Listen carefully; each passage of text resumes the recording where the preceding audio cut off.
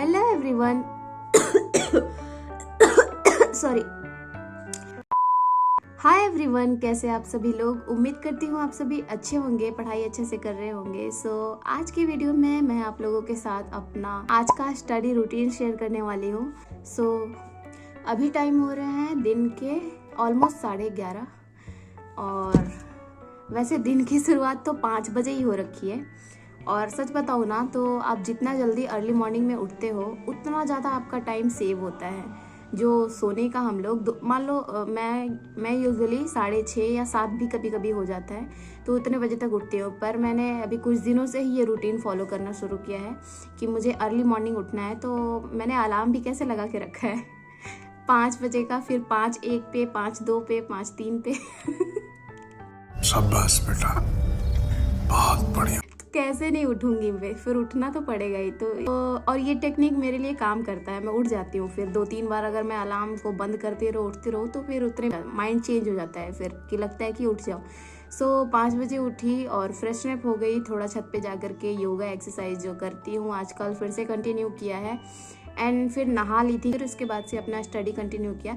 बीच में ब्रेकफास्ट के लिए थोड़ा सा ब्रेक लिया था और फिर उसके बाद से स्टडी कंटिन्यू किया है। और अभी तक मैंने सुबह से अपने नोट्स बनाए एंड फिर उसके बाद रिवीजन किया, फिर उसके बाद जनरल साइंस का क्लास किया।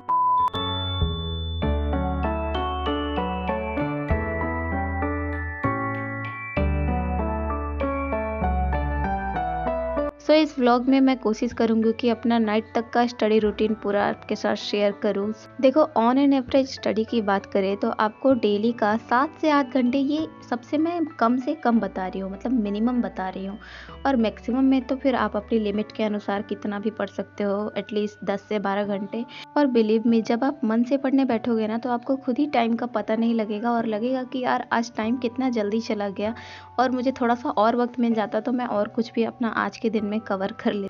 अभी मैं पढ़ने जा रही थी यूपी स्पेशल। एक्चुअली कुछ दिनों से मैंने यूपी स्पेशल भी देखना शुरू किया है, काफ़ी दिन से मैंने छोड़ रखा था।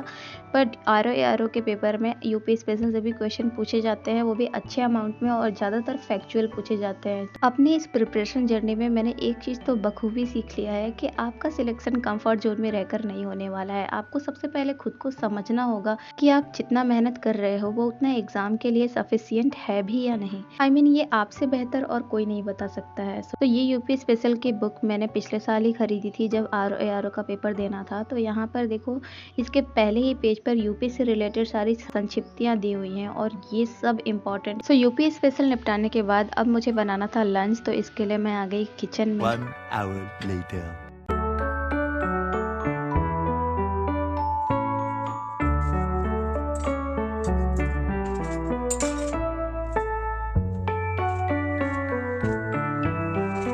आज मैं मसाला भिंडी और साथ में रोटी बनाने वाली हूँ।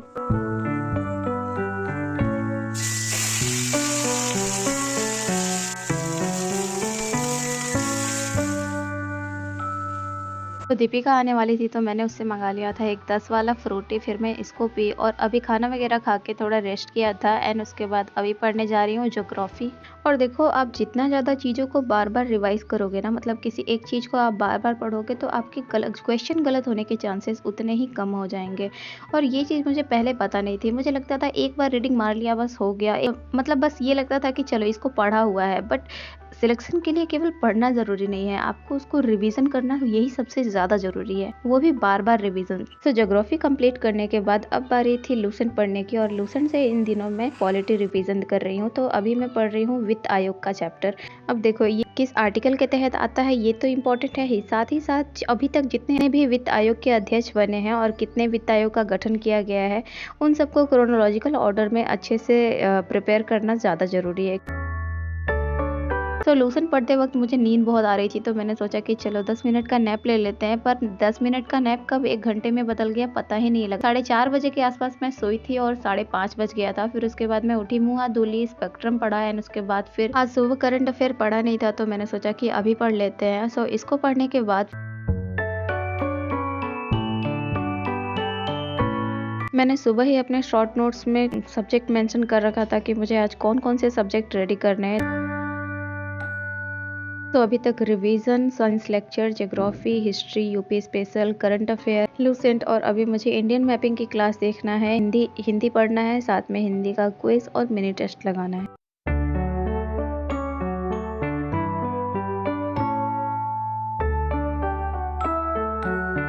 हिंदी भी मैं टॉपिक वाइज ही कंप्लीट कर रही हूँ। अभी कुछ दिन पहले ही वाक्य एवं वर्तनी शुद्धि वाला टॉपिक पढ़ना शुरू किया है, जिसमें से वर्तनी शुद्धि पर काम कर रही हूँ अभी।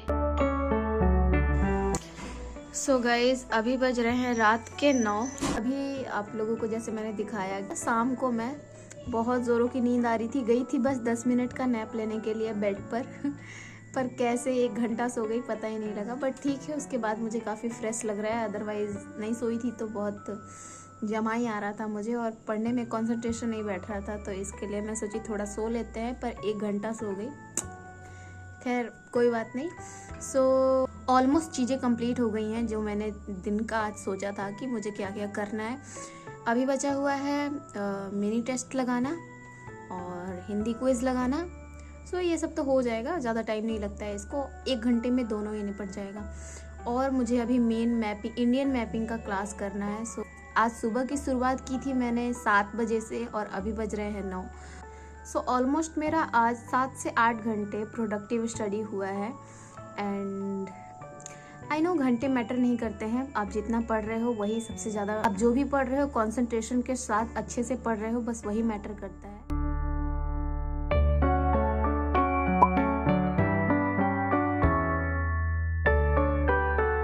इंडियन मैपिंग में मेरे काफ़ी ज़्यादा क्वेश्चन रॉन्ग हो जाते हैं जब मैं मॉक टेस्ट लगाती हूँ, तो इसके लिए मैंने सोचा कि एक इंडियन मैपिंग की अच्छे से क्लास ही देख लेते हैं। स्पेशली जो माउंटेन्स होते हैं ना, उसको वेस्ट टू ईस्ट लगाना या फिर नॉर्थ टू साउथ। तो जब तक आप इसको कॉन्सेप्ट से नहीं पढ़ोगे तब तक आपके क्वेश्चन गलत होने के चांसेस बने ही रहेंगे।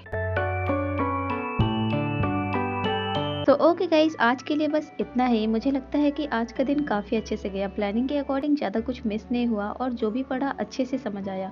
और मुझे लगता है कि जब हम अपने एफर्ट्स को अप्रिसिएट करते हैं तब पढ़ाई और इंजॉयबल लगती है। अगर आपको भी वीडियो देख के थोड़ा मोटिवेशन मिला या आइडिया आया अपने स्टडी प्लान को बेटर बनाने के लिए, तो कमेंट ज़रूर करना। मैं सब पढ़ती हूँ और रिप्लाई भी करती हूँ। और अगर आप रेगुलर हो चैनल पर तो thank you so much for the love. और अगर नए हो तो सब्सक्राइब कर लेना, क्योंकि ऐसे रिलेटेबल स्टडी ब्लॉग्स में और भी लाती रहूंगी। तो चलो मिलते हैं अगले ब्लॉग में, तब तक के लिए अपना ध्यान रखना और हैप्पी स्टडी।